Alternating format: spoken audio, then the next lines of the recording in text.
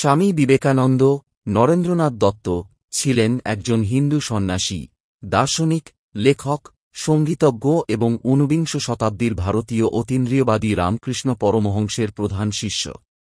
তিনি ভারতীয় দর্শন ও যোগচর্চার মাহাত্ম্য পাশ্চাত্য দুনিয়ার সামনে তুলে ধরেছিলেন। তার বাণীগুলো আজও লক্ষ লক্ষ মানুষকে অনুপ্রাণিত করে। নিচে তার কিছু বিখ্যাত বাণী দেওয়া হল।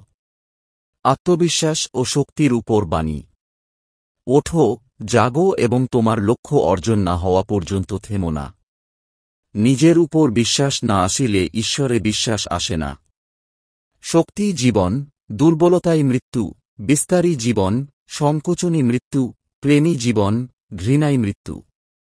যদি জগতে কিছু পাপ থাকে, তবে দুর্বলতাই সেই পাপ।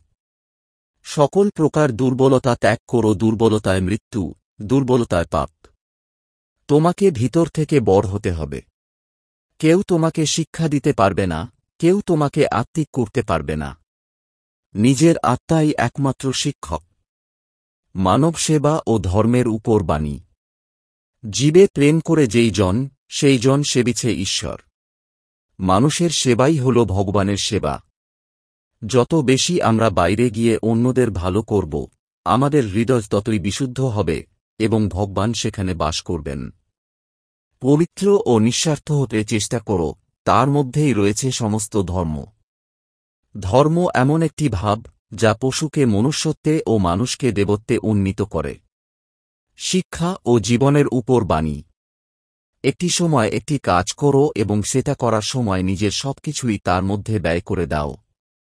সারাদিন চলার পথে যদি কোনো সমস্যার সম্মুখীন না হও, তাহলে বুঝবে তুমি ভুল পথে চলেছ। মনের শক্তি সূর্যের কিরণের মতো, যখন এটি এক জায়গায় কেন্দ্রীভূত হয় তখনই এটি চকচক করে ওঠে। শিক্ষার সারমর্ম হল পরিপূর্ণতার এক প্রকাশ, যা মানুষের মধ্যেই থাকে। চরিত্র গঠন, ধর্ম হোক বা সত্য, যখনই যুবসমাজ হোঁচট খেয়েছে তখনই তাদের সাহায্যে এগিয়ে এসেছেন স্বামী বিবেকানন্দ। সত্য ও আদর্শের উপর বাণী। সত্যের জন্য সবকিছুকে ত্যাগ করা চলে, কিন্তু কোনো কিছুর জন্য সত্যকে ত্যাগ করা চলে না। সত্যকে হাজার আলাদা আলাদা উপায়ে বলা যেতে পারে, তারপরও সবকিছু সত্যই থাকে। ঘৃণার সঠিক পথে পরিচালিত করার জন্য অমূল্য নির্দেশনা।